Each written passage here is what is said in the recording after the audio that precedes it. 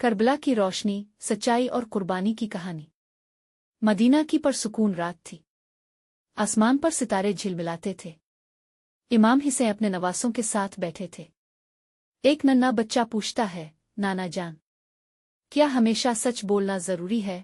امام حسین مسکرا کر فرماتے ہیں، سچ وہ روشنی ہے جو اندھیرے میں بھی راستہ دکھاتی ہے۔ کچھ دن بعد دمشق سے ایک شاہی قاصد پیغام لاتا ہے۔ یزید کا حکم تھا، میری بیعت کرو، جنگ کے لیے تیار ہو جاؤ۔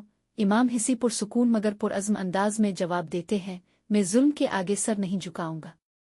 یوں امام حسین نے اپنے خاندان اور وفادار ساتھیوں کے ساتھ کربلا کی طرف سفر شروع کیا۔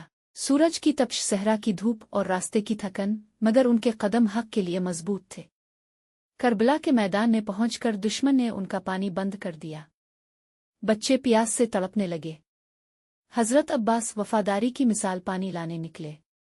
شہید ہو گئے مگر وفا کا علم نہ جھکنے دیا۔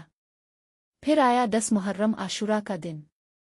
ایک ایک کر کے امام حسین کے ساتھی اور اہل بیت شہید ہوتے گئے۔ حضرت علی اکبر، حضرت قاسم اور دیگر جانثاروں نے حق کے لیے جان دے دی۔ آخر میں امام حسین تنہا رہ گئے، زخمی مگر باوقار۔ انہوں نے آخری سجدہ کیا اور شہادت پالی۔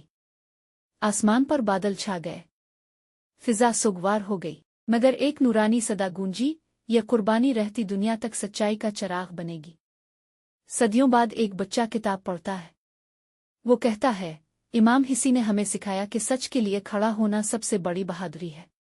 اور یوں کربلا کی روشنی آج بھی دلوں کو جگاتی ہے، ایمان، صبر اور قربانی کا پیغام لیے ہوئی۔